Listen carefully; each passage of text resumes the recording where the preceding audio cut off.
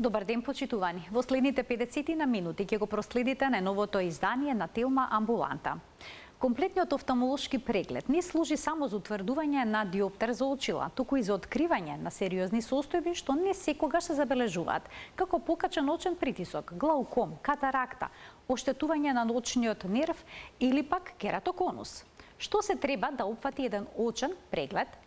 Зошто е важно во секоја возраст од животот да се направи и дали навремената контрола може да го зачува видот. За сето тоа денеска разговараме со доцент доктор Христијан Дума, офталмолошки хирург. Останете на Телма, а при крајот на емисијата вклучите се со ваше прашање во програма.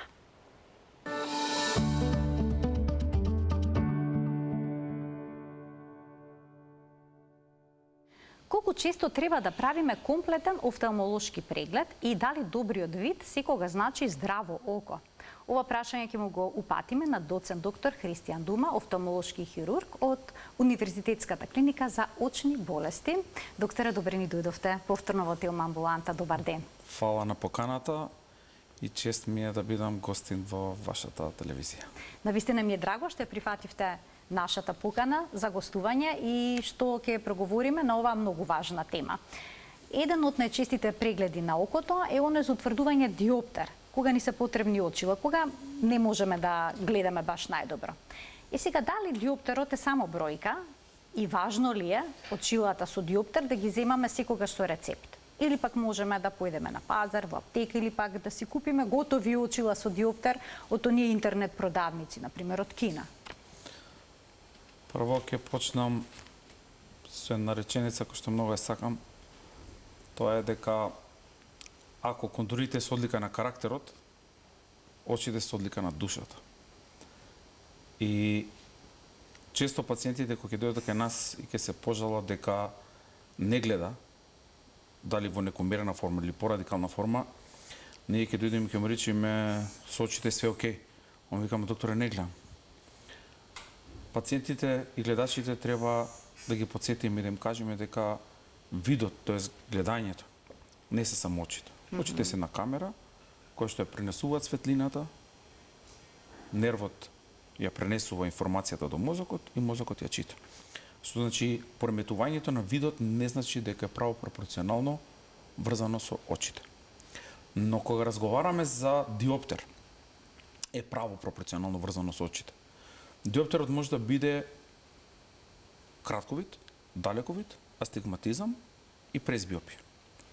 Диоптерот, одредувањето правилниот диоптер е прилично важно, заради тоа што неправилниот диоптер може да доведи осим до неквалитетен добар вид, но може да дојде и до чести главоболки, каде што нема да знаете од каде ви се главоболките, заради тоа што диоптерот не ви е погоден.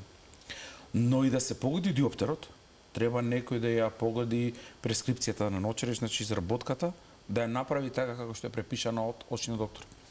Бидејќи често се заборава дека кај наочарите не е само диоптерот, него има и разлика помеѓу двете очи.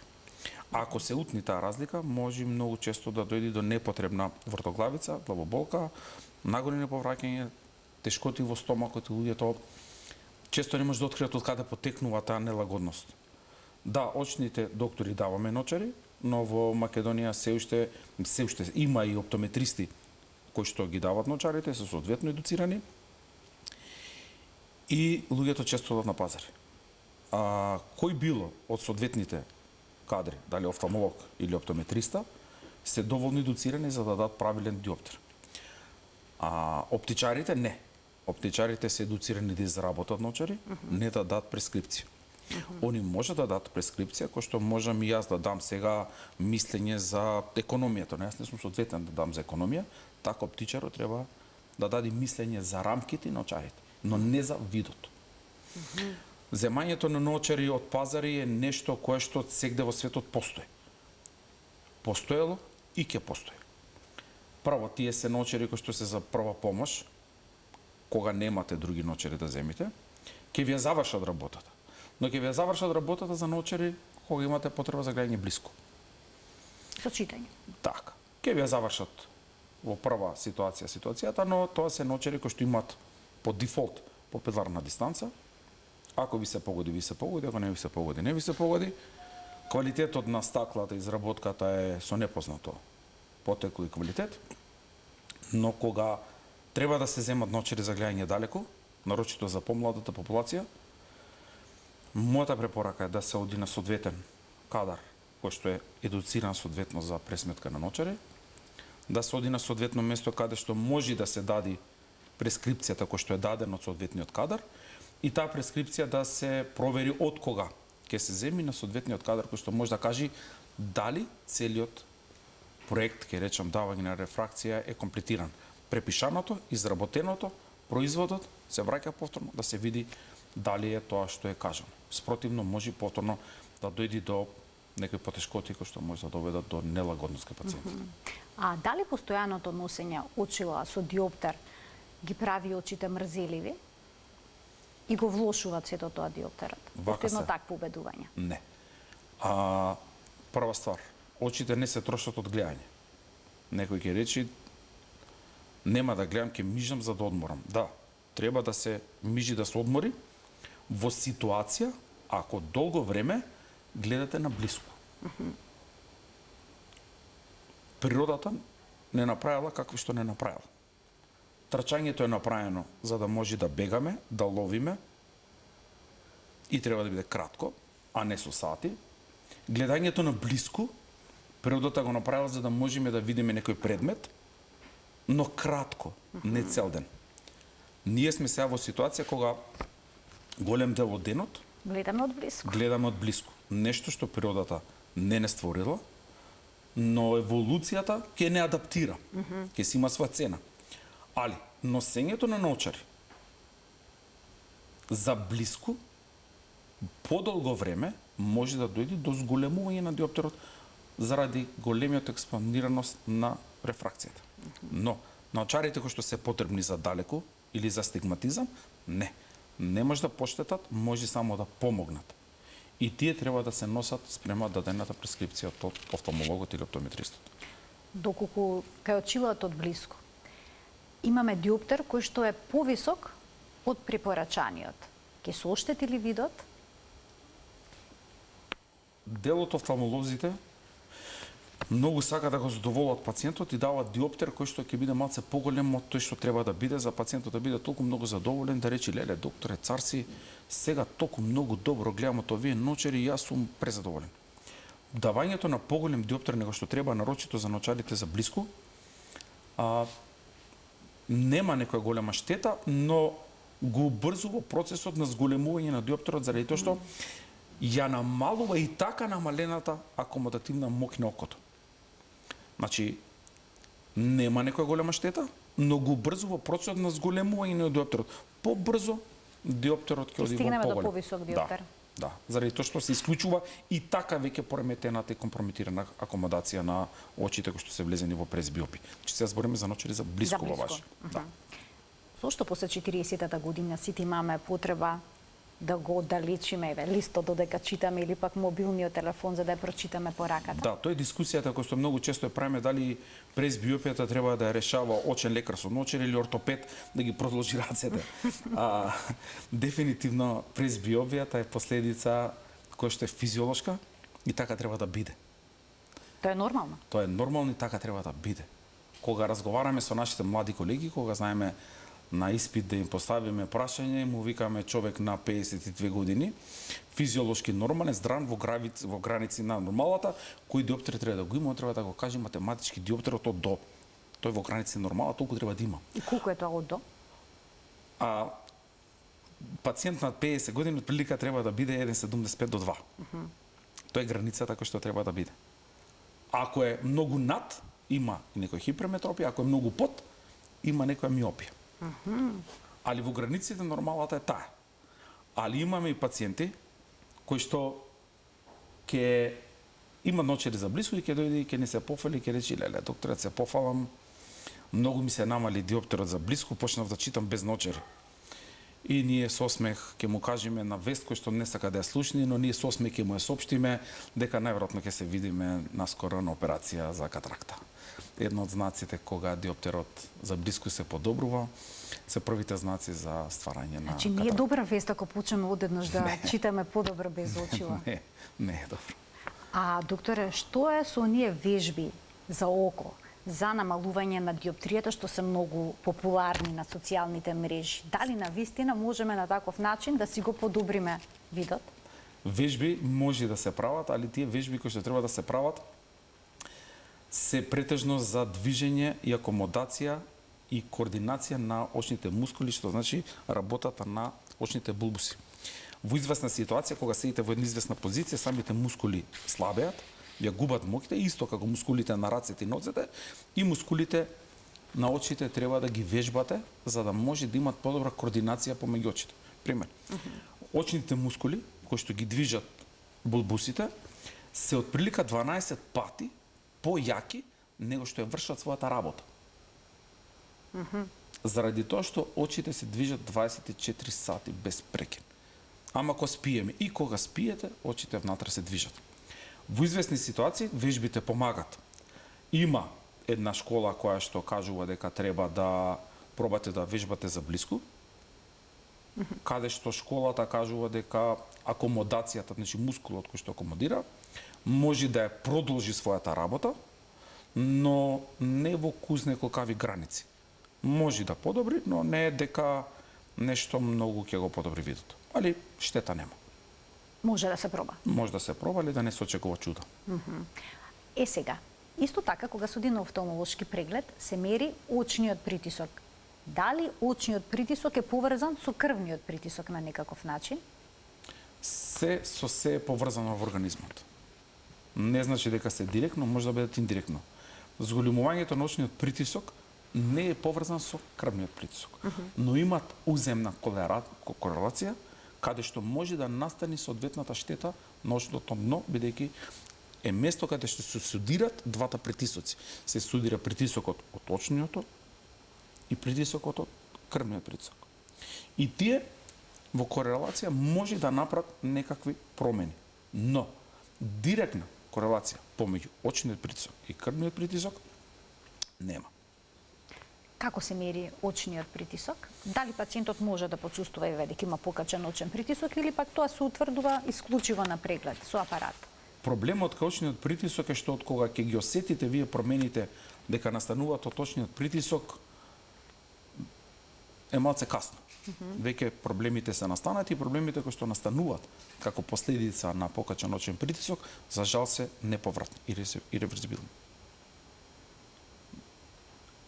Во таа ситуација можеме да менаџираме ситуацијата од тука натаму, но не назад. Неповратни се промените кои што ќе ги предизвика. Иреверзибилни, неповратни, за жал. Работата што првите симптоми на покачување на очен притисок ги нема. Кога се умерени, кога почнува полека да ги прави. Кога се екстремни покачувањето на очниот притисок, пациентот може да види разлика во светлината.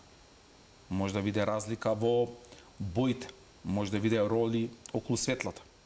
Или во ситуации кога има екстремно зголемување на очниот притисок, тоа се најчесто акутните глаукоми, е пропратено со страхотни болки, нагони исклучително јаки за повраќање и лесно се препознава бидејќи болките се страхотни. Тоа се трите форми, али мерењето на очниот притисок треба да биде редовен. Што значи тоа редовен? Тоа значи популацијата од 45-6 година би требало на 2-3 години да мери очен притисок. Популацијата од 50 година, 55 нагоре би требало еднаш на година да измери. Едно од работите кои што ја би апелирал е на систематските прегледи кои се прават. Секоја организација мора да има по закон систематски преглед. Во систематскиот преглед работодавците во набавката обавезно да стават мерење на очен притисок. А луѓето кои што имаат фамилиарна анамнеза за покачување на очен притисок, кај нив треба мерењето на очен притисок да биде малце почесто заради тоа што кај дел од глаукомите има наследен фактор. Како изгледа самиот преглед? Дали непријатен, болен, колку време трае? За мерење на очниот притисок? Мерењето на очниот притисок може да се изврши во секоја ординација во државата. Мислам дека може чак и во ординациите на оптометристите да се мери. Може да биде на два начини, може да биде контактен и безконтактен. Контактниот е малце понепријатен, заради тоа што имаме директен контакт со окото со соодветното апаратче кој што треба да го изврши притисокот, се врши со анестезија и подобро да го направи вешта особа која што има вештини во своите раце, додека сега во помодерно време веќе скоро секаде има техниката бесконтактна, каде што пациентот нема никаков контакт, се вика паф метар, кој што се мери само со воздух, е безболна, не треба да се анестезира пациентот и може да се мери многу често без никакви последици. Прецизноста е иста и во двата случаи? Прецизноста е многу добра, ако е апаратот баждарен, соодветно сервисиран, прецизноста е многу голема за да може да се врши скрининг. За мерење ночен притисок е пациенти кои што ги лечиме и ни треба екзактни бројки. Ние имаме други методи на испитување кои што не се за тука, се малце покомплицирани. Докторе, дали покачен ночен притисок секогаш значи глауком? Може Не. ли да? Не. Покачениот точен притисок не значи секогаш глауком. Покачениот точен притисок ние го викаме хипертензија интраокуларис, кој што не значи дека имате глауком. За да имате глауком некому да кажете, треба да биде триаж. Да има покачен ночен притисок, да има промена во видното поле, значи дел од видното поле да му е намалено и треба ние во очното дно да видиме соодветни промени на очен нерв. Тогаш е глауком. Спротивно, не е глауком. Но има друга белја. Може да биде глауком без покачен притисок. Тоа е нешто што треба да го открие офталмологот на контролите кои што треба да се прават за време на систематските прегледи. Заради тоа, на луѓето им викам, имајте трпение, еднаш годината или еднаш на 2 години, посетите офталмолог, во Македонија има доволно офталмолози, направете си еден преглед, одите на забар, проверувате заби, кукови, све проверувате, проверете си ги очите. Дали за ваков преглед за анализа ночното дно е потребно да се прошират зениците? За мерењето ночниот притисок конкретно нема потреба ширењето на зеници, може да се направи без ширење на зеници, но прегледот на очното дно треба да се расшират зениците за да може да се види поубаво и подетално ночното дно за да може да се види периферијата. Али во основа теоретски би можело и на тесна зеница да се види, но би биле со многу помал резултати, многу ослаби резултати. Не се препорачува.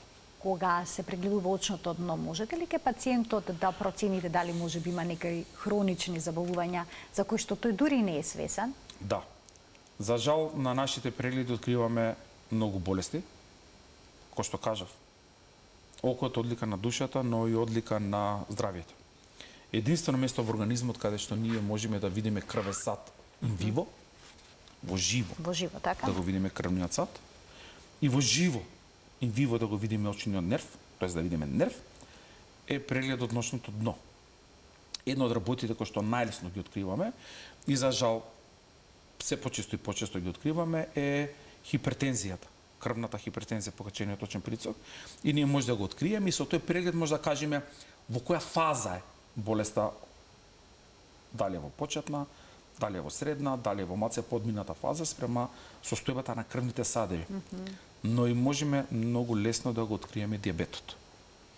Може да се откријат и други болести, но тие две би биле позначителни за популацијата која што не слуша и би требало да се прават. Знаат сите дека кој што има дијабет мора да одат ночен лекар, бидејќи ние можеме многу да откриеме, но дијабетот меѓу првото ги напаѓа очите. Така што некој може да дојде поради проблем со видот, а да е во позадина Да. дијабетес? Многу често Проблемот? пациентите кои ќе дојдат, за жал го откриваме и ги препраќаме на соодветен интерниста да може да ги третира за нивната ситуација. Бидејќи причината не е ту во очите, него е последицата. Дијабетот не е болест од очите, него е болест на очите. Хипертензијата не е болест од очите, него е болест на очите. Но све што се случува со крвните садови во очите, се случува со крвните садови и во главата, тоест во мозокот. Пред малку споменавте катарактата и дека еден од симптомите е кај оние кои што имаат потреба за очило од блиску е подобрување на видот. Кои други знаци укажуваат дека постои еден ваков проблем со заматување на леќата на окото? Леќата народски се вика катаракта. Да. Катарактата е всушност на грчки значи водопад. Дека старите грци го пишале, гледате како позди водопад. Македонскиот термин е перде. Гледате како позди перде. Првите знаци се првите знаци кои што се појавуваат кај населението му се намалува диоптерот и почне да гледа за њанса подобро. И тоа е знакот кој ние знаеме дека пердето почиња. Значи, кога се пофали, докторе, многу побуми се гледа. После почнува заматувањето кога почнува да биде матно, како да ви е прљава шовршемната, како да ви е прљаво стаклото. И во подминатата фаза веќе почнува видот да се редуцира, додека ако стигни и во фаза на презрелост, видот го нема, се губи видот. Но за среќа, за разлика од глукомот, ова е реверзибилно. Е нешто што може да го оперираме, да го отстраниме, и ако го изврши вешт хирург, може да го изврши исклучително брзо, исклучително квалитетно и со исклучителни добри перформанси. На која возраст обично се јавува катаракта? Дали е тоа резервирано само за повозрастната популација или кај млади може да има катаракта? Катарактата Односно во основа по возраст се дели на вродена и стекната. Но кај вродената после може да биде и јувенилна, значи може да се случи во возраста околу пубертетот. Може да биде и во наша возраст, но може да биде и во старост. Старечката катаракта е нормална катаракта која што се очекува и се случува физиолошки. Знаеме дека треба да се случи. Почнува редукција на леќата и почнува заматувањето. Тоа е физиолошки. Кај вродената, јувенилната, метаболната, каде пациенти примат некаква терапија како последица на терапијата. Например, кортикостероиди. Така, кортикостероиди може да направат. Може да биде кај пациенти кои што примаат хемотерапија, кај пациенти кои што биле на зрачење. Многу често е повреда. Ке се удри. Он мисли дека повредата не била многу голема, но после известно време почнува заматувањето кој што настанува како последица на повредата. Значи може да биде многу причини. Докторе, се извинувам што ја прекинав. Ако ставаме капки во око, кои што се кортикостероидни, да речем имаме алергија и на чешат очите, дали тоа може да доведе до катаракта? Прво, на алергија не ставате кортикостероиди без консултација на офталмолог. Кортикостероидите во око ставете ги да ви ги препиши очен лекар. Мој совет е немојте на своја рака да ги ставате, заради тоа што тие помагат, но и одмагат. Вештачките слоци може да ги ставате на своја рака колку сакат, заради тоа се продаваат ОТЦ, без препарат и без преписка на офталмолог. Ставете ги колку сакате, правите што сакате. Но кортикостероидите не. Кортикостероидите теоретски може да предизвикат катаракта, но со ставање во подолг период. Но кортикостероидите може да го покачат очниот притисок. Некогаш може многу брзо да го покачат, некогаш може многу споро. Значи кортикостероидите да не се стават на своја рака? Не. Никако. Мој совет не. Така, значи мноштво се причините кои што може да доведат до катаракта. Многу. Како се диагностицира овој проблем? Каков преглед треба да направите? Диагностиката на катарактата спаѓа во основниот, базичен преглед кој што може да се открие на многу лесен начин. Наједноставниот начин е во секоја амбуланта има еден инструмент, се вика офталмоскоп, ние го викаме паралактички преглед кој што ќе седнеме оддалеку, пробуваме да видиме и гледаме дека не свети. Што значи тоа? Тие што се сеќаваат на старите апарати кога се сликавме, со блиско ќе се сликавме, мораше да се уклучи една опција за очите да не ни светат. Казениците беа црвени. Така. Ние всушност го ловиме тој црвен рефлекс, е рефлексот што се одбива светлината од ретината. Дел од тие пациенти кои ќе дојде ќе рече види бе само едно толку ми свети, другото не ми свети. Едното ти свети дека здраво, другото не ти свети заради тоа што има некакво заболување каде што не одбива светлината. Значи тоа е индикатор за некаков проблем. Така. Наједноставниот преглед е никој ќе го направиме паралактички преглед. Тоа е наједноставниот. Откој ќе го утврдиме со паралактичкиот преглед дека има нешто го ставаме на биомикроскоп, каде што можеме во детално да го одредиме, да ја класифицираме и да кажеме каква катаракта е, што е катарактата, што се случува, како се случи, до детали да ја опишеме. Али преглед за катаракта е спаѓа во базични прегледи. Постојат ли некакви капки со кои што би се решил проблемот? Првиот човек можеме да прочитаме разни работи на може интернет. да прочитате многу работи, на интернет може да видите дека и со мижење може да решите математика, али за жал првиот човек што ќе измисли лек за катаракта, претпоставувам дека некоја држава ќе ја крстат по него.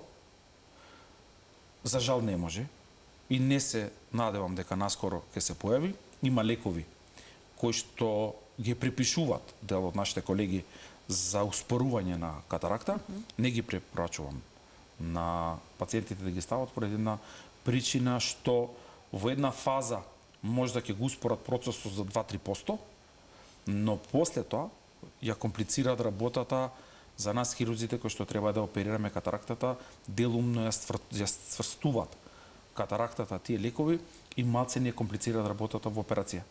Што значи, такви лекови нема никогаш да ви ги препиши хирург, може да ви ги препише само мочен лекар кој што никогаш не ставил скалпел во рака и не пробал да отвори око и да го затвори.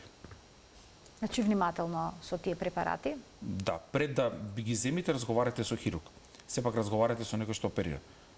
Порано постоеше убедување дека катарактата треба да созрее за да се оперира. Но денеска пристапот е поинаков. Зошто толкава промена во ставовите? Не е промена во ставовите. Катарактата медицински е поделена на 3. Незрела, зрела и презрела. А работата е што до пред известно време немало доволно офталмолози и немало доволно места каде што пациентите можеле да се изоперираат. Тоа е една од главните причини. За да дојде некој да се оперира, прве сме морале, или генерациите пред нас, морале да ги заоперираат пациентите што не гледат ништо. И заради тоа се чекало да биде зрела. Од практични причини, значи? Практични, логични причини. Но кога ќе дојде во презрела, затоа се вика презрела, кога ќе се јади кога е зрело, не кога е зелено, кога е презрело. Кога е презрело е малце покомплицирано за операција, би требало да ја изврши операцијата малце повешт хирург, кој што би можел да ги решава и предизвиците кои што може да настанат за време на операцијата. Во новото време и новата ера се оперираат се почесто катаракти кои што се во почетна форма. Се оперираат заради тоа што пациентот е веќе релативно активен сега и на 65 години. Порано 65 години се рачунало за друга возраст него сега. На 65 години него почне му смета. Па и на 55. Он сака да вози, треба да чита, треба да работи. Доаѓа му смета. Ние го отстрануваме, го оперираме. Но сега се оперираат и леки каде што нема катаракта. Се вика clear lens extraction, поради рефрактивно отстранување на аномалијата. Што тоа значи? Тоа значи кои пациенти кои што имаат диоптер, известен X диоптер, кој што не сака пациентот да носи ночари, не сака да носи леки, со хирургија на екстракција на неговата леќа природна која што не е заматена, се вади таа леќа и се става вештачка леќа со соодветен диоптер за да може пациентот да гледа без ночари. Али тоа се препорачува кај пациенти кои што се спрема моја логика над 40-та година. Не порано. Мојата препорака не. Ако во изни ситуации мора да, али тоа мојата препорака не. Пред тоа не. Оние кои што имаат катаракта и при тоа одреден диоптер, дали со една операција, со замена на леќата, со вештачка леќа, може да ги решат и двата проблема? Да отрнат катарактата и диоптерот? Да. Ако изберете вешт хирург, соодветна леќа, соодветна пресметка, соодветна институција, треба да го решите перфектно. Значи има различни типови на леки? Многу различни, да. Како се прави изборот? Која леќа соодветна за одреден пациент? Прво, треба да се одреди има основни карактеристики некоја на леќата. Дали ќе биде сферична, торична, мултифокална, дали пациентот сака да гледа блиску и далеку или сака да гледа нормално кој што гледаме ние па за да има ночари, дали ќе бидат леките, пациентот има веќе голем астигматизам па да го решиме и астигматизмот со леќата. И втора работа има квалитет на леќата, значи исто како кола, има кола. Мојата препорака е секогаш што и да избера да биде препорака со UV филтер. Секој леќа што ќе избера да биде со UV филтер, заради тоа што природната леќа нормално е првата бариера што ги држи UV зраците да не влезат во ретината.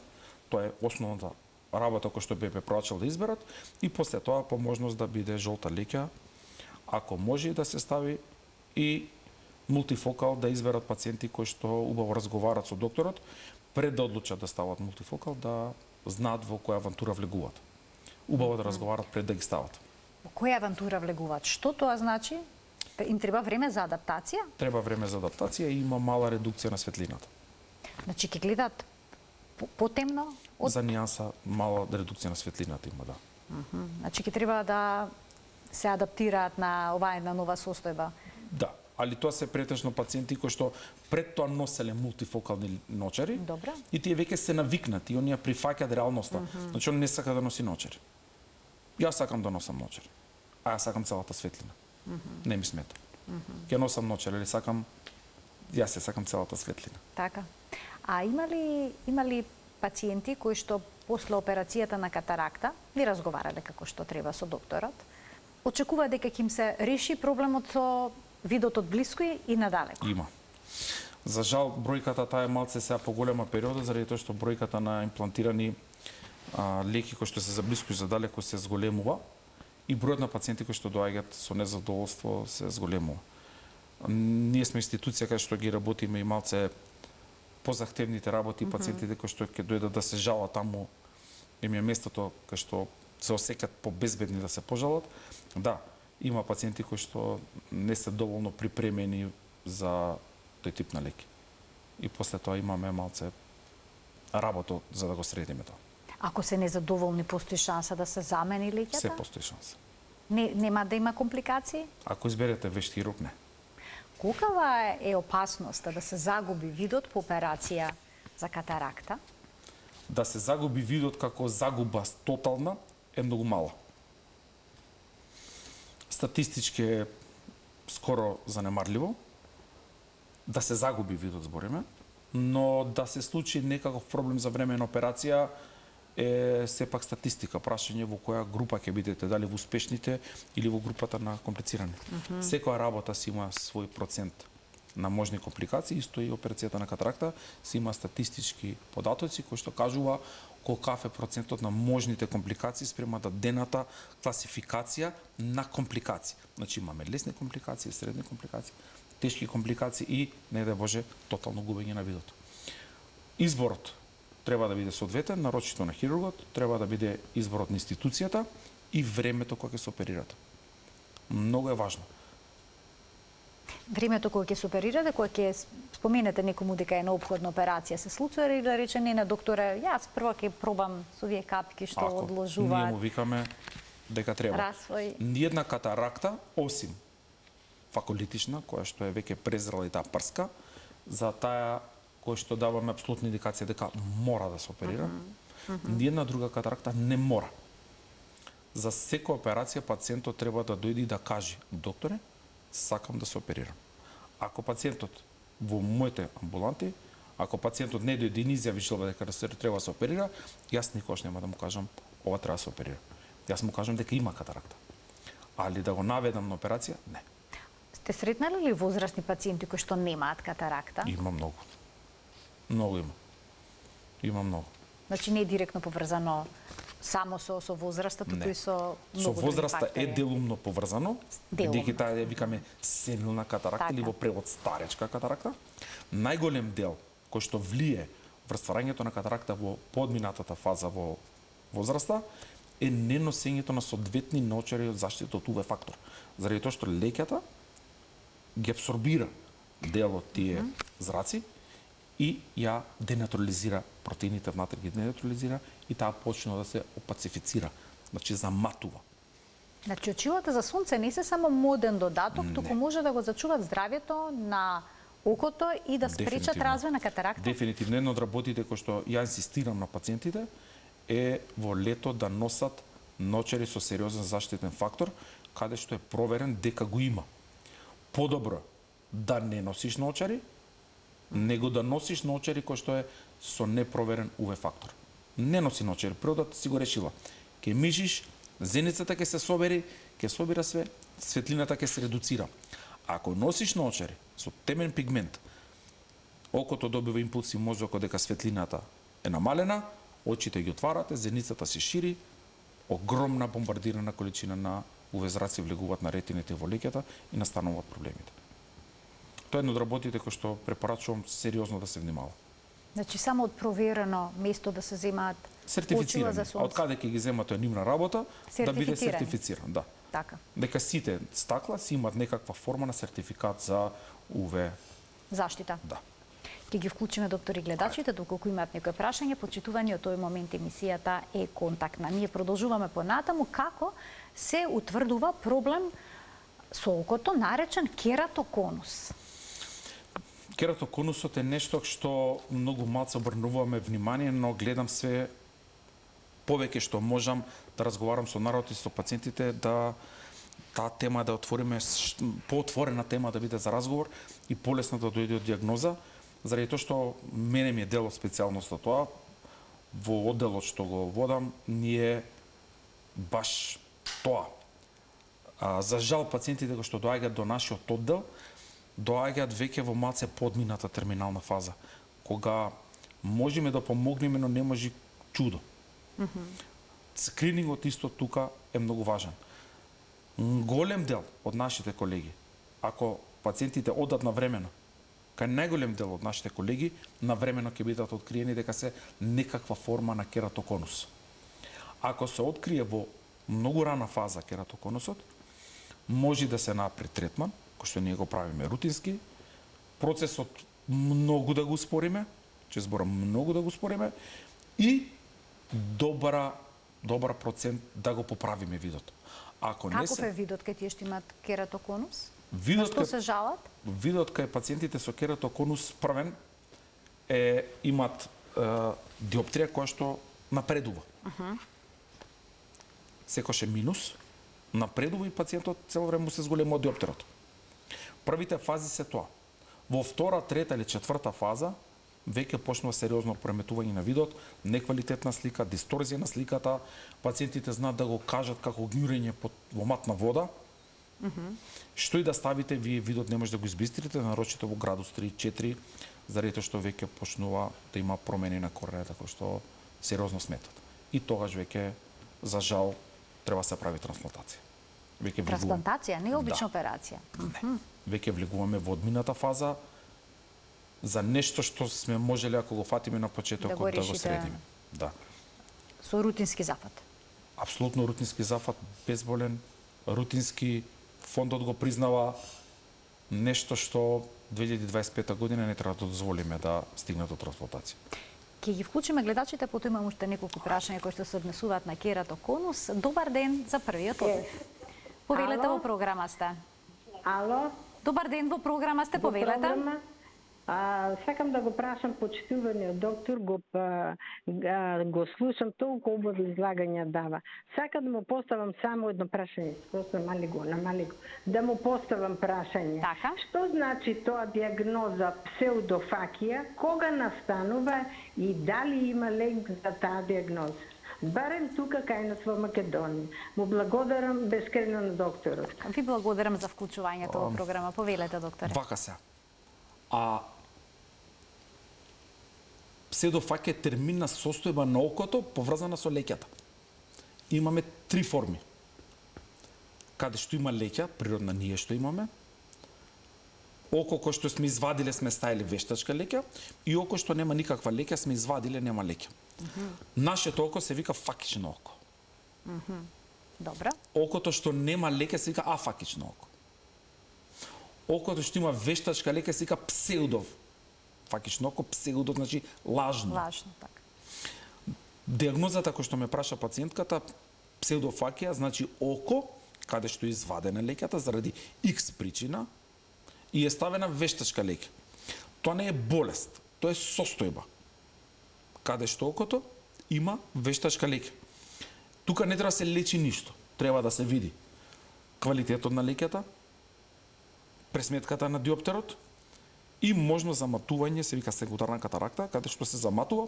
Та поставената леќа. Така, се заматува не леќата, се заматува вреќата во која што се наоѓа леќата и ние го викаме секундарна катаракта, каде што се решава апсолутно рутински за екстремно кратко време со ласер и пациентот се враќа во нормалниот вид.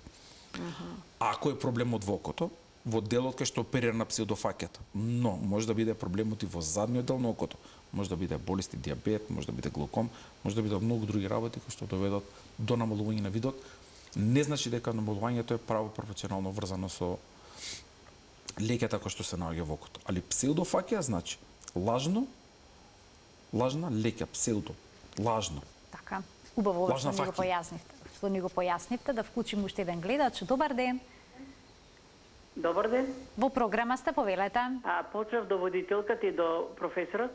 Благодарам. Да, прво да објаснам, јас сум на возраст од 70 години, а пред 10 години ми установи дека имам зголемен бочен притисок. И диагноза глауком. Сега 10 години значи контролирам притисокот, добро е во ред, зимам ова како се вика унитимолол, азопс и цитикол. И сега ме интересира, ја би сакала многу да дојдам кај доктор, пошто јас уште пред 15 години сум оперирана од рак на градата, примав многу лекарства, дали тоа може да придонесе да добијам таква или болест? А претходно и мојот родител исто како што кажа професорот дека имаше мојот татко доби клепило. И сега ме интересира, ја многу сакам кај докторот да земам термин да дојдам, ама некако со термини не може да се добијат. Ви Дали може благодарам. некако да дојдам јас, а да се води како приоритетен упут. Ви благодарам за вклучувањето во програма. Што можете да советувате за оваа ситуација и како да се дојде на преглед кај вас, доктор? Значи, жената го кажа еден податок кој што стартно кажав дека глаукомот има еден наследен фактор. Тоа е нешто кој што треба да го запамтат како не да ги плашам, него само да ги советувам. Ако глаукомот се фати во почетна форма, почетна фаза, никому ништо се решава со капки без никакви последици. Ако се фати на време, никому ништо. Капки си ставаш, проблемот никад нема да го имате. Но ако дојде во фаза кога проблемите се веќе настанати, го претпоставам кај жената бидејќи на комбинирана терапија, веќе последици се настанати. Во таа ситуација треба да се регулира притисокот, бидејќи гледам терапијата што е дадена комплетна терапија и за заштита на нервот е дадена терапија, може да се дојди, да се види, да се провери, да видиме состојбата, но ќе утврдиме фактичката состојба. Тоа е тоа. Од тоа назад нема, од тука натаму може да гледаме да подобруваме.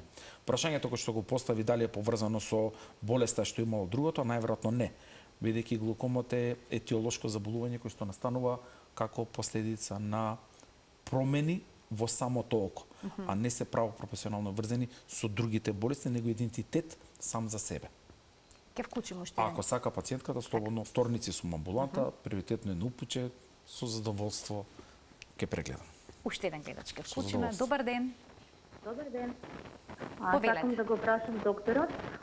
Кога една значи ќе ви кажат дека имате очен притисок и ставате значи пола година капки, дали треба да се контролира на пола година на година или како треба да се следи тој Колку често треба да се следи така очиот притисок?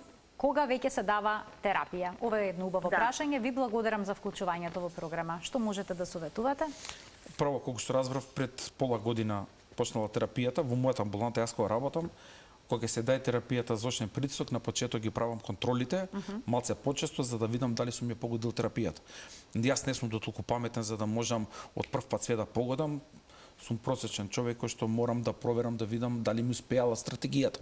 Тоа значи, првите контроли ги правам годината дена, барем 4-5 контроли правам, за да можам да ја проверам состојбата на очниот притисок, да видам какви промени се уват, бидејќи очниот притисок кој што го имате, ако терапијата не е соодветна, може окото да го бутни па во хипотонија, да биде окото малце и помеко него што треба. Па и тоа не го сакаме. Треба да видиме да го донесеме, ние го викаме таргет очен притисок, кој што одредуваме на тој пациент колку сакаме да биде притисокот. Значи ние го викаме таргет.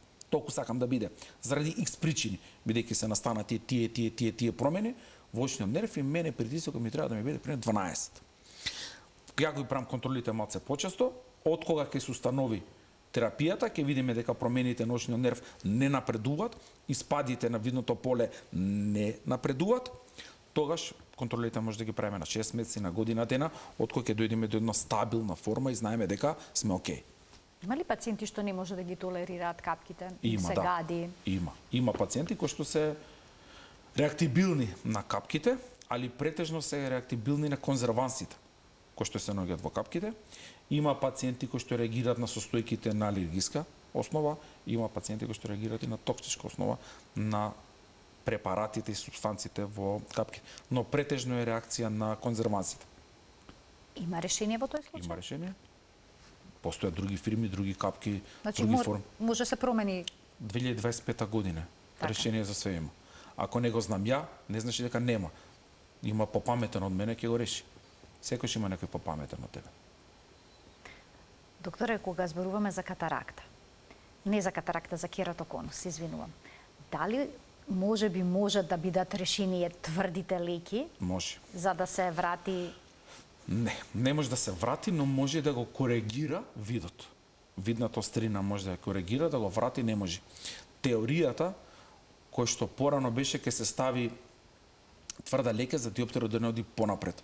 Тоа е апсолутна грешка, заради тоа што е основно познавање во физиката, за нешто да направам да не оди, треба да има точка А, точка Б, за да врши притисок. Тврдата леќа, кај известни ситуации, го решава видот и кај најголем дел од кератоконусите се решава да добие функционален вид, да може нормално да се функционира во општеството и нормално да ги одвршува своите работи.